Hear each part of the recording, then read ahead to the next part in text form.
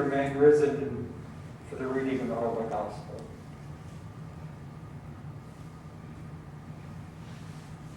This morning's Gospel lesson comes to us from Mark chapter 1, verses 29 through 39. Jesus is engaged in a ministry of healing. And immediately Jesus left the synagogue and entered the house of Simon and Andrew with James and John. Now Simon's mother-in-law lay sick with fever. And immediately they told Jesus of her. And Jesus came and took her by the hand and lifted her up, and the fever left her. And she served them. That evening at sundown, they brought to Jesus all who were sick and possessed with demons. And the whole city was gathered together about the door. And Jesus healed many who were sick with various diseases, and cast out many demons, and would not permit the demons to speak, because they knew him. And in the morning, a great while before the day, Jesus rose and went out to a lonely place. And there Jesus prayed. And Simon and those who were with him pursued Jesus. And they found him and said, "Everyone is searching for you." And Jesus replied, "Let us go on to the next towns, that I may preach there also. For that is why I came out." And Jesus went through all Galilee, preaching in the synagogues and casting out demons. May God add understanding to the reading of this gospel. Glory be to the Maker, and to the Christ, and to the Holy Ghost, as it was in the beginning, is now, and ever shall be, world without end. Amen. Amen. You may be seated.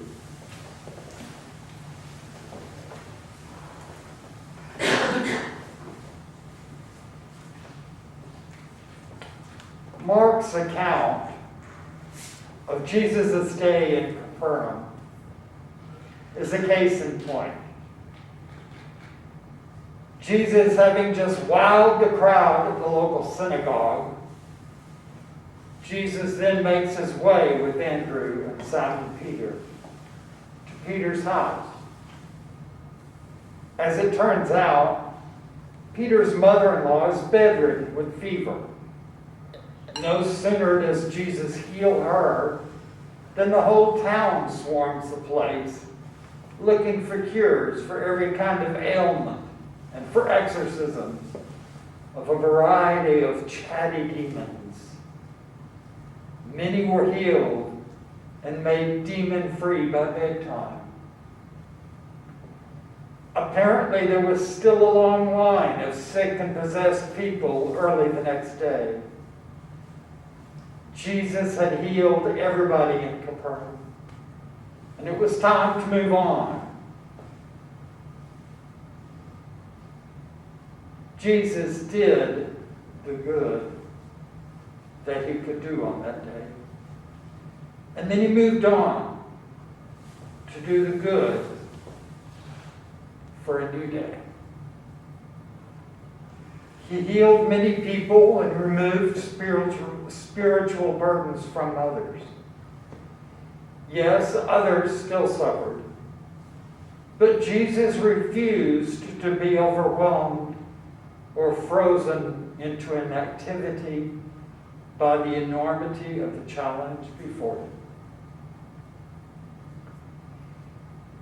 Healing stories and exorcisms makes up 1/3 of Mark's gospel.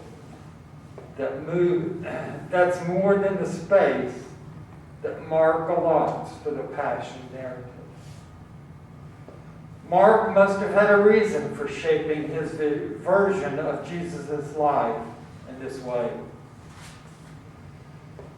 I suspect that Mark wanted us to understand that the gospel is not a list of concepts to which we assent. Neither is it a moral code to which we adhere. The gospel is a power unleashed on this earth through feeble hands like yours and mine. The gospel is something we do. The gospel is not something that we just read. Actually, the gospel is something that God does through us.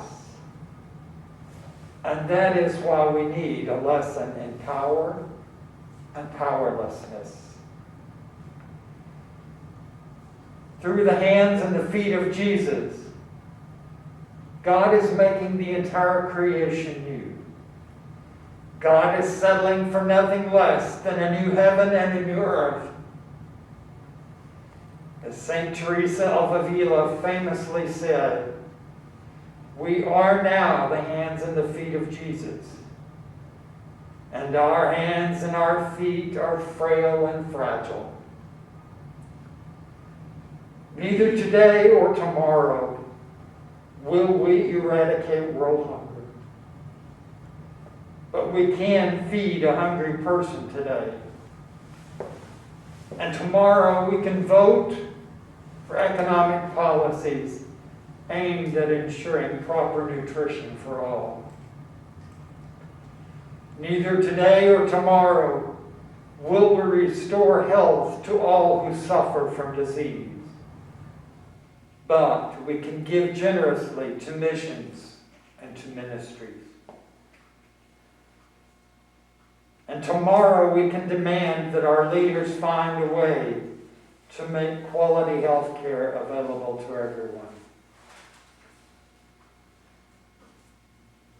If we were in control, our meager actions to relieve the world's sufferings might be pitiably inadequate, a mere drop in the bucket of misery. But we do not believe that we are in control.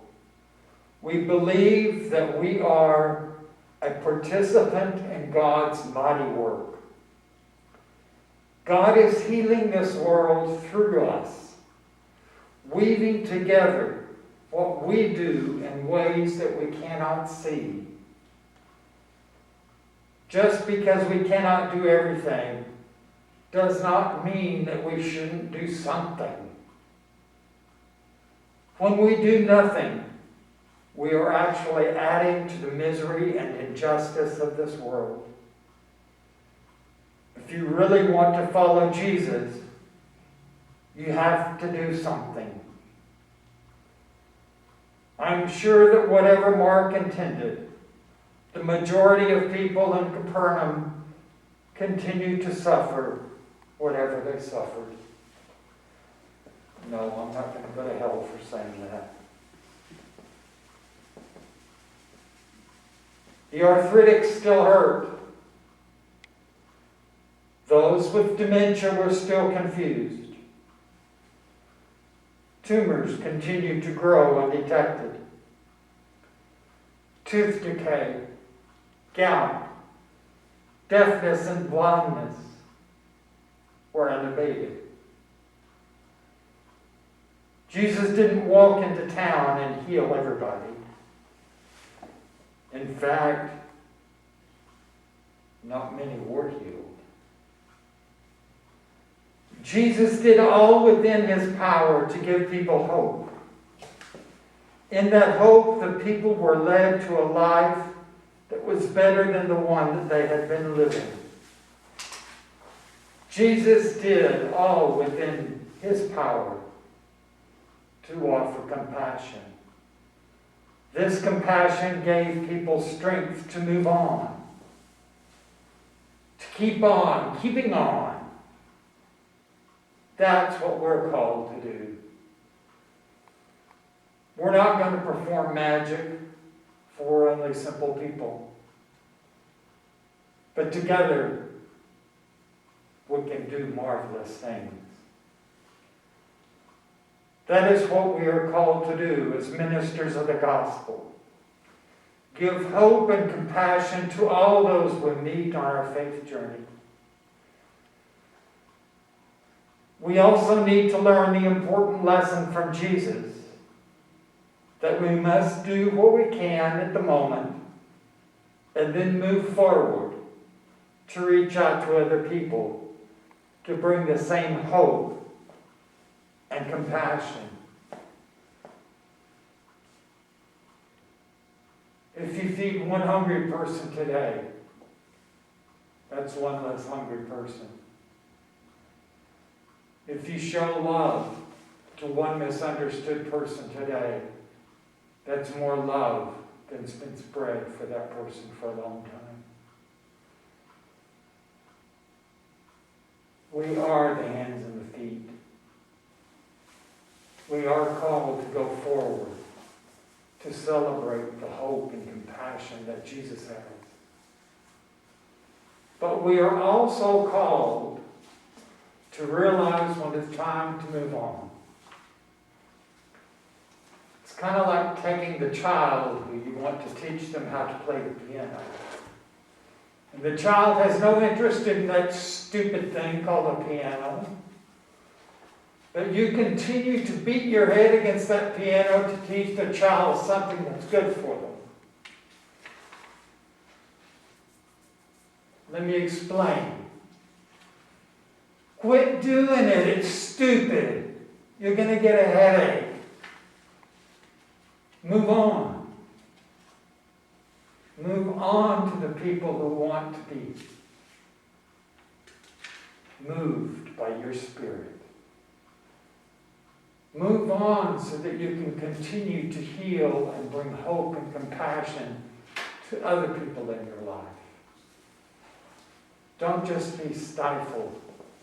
Don't be stuck where you are. Do the best that you can. And in all that you do, ask God, is this the mission you have for me to bring your gospel to life this day? God of love and healing, we gather today to hear the words of your love. And as you touch our hearts with holy balm, open our hearts and spirits and let your merciful Spirit dwell within us. That having heard the good news, we may bring hope to others. Amen.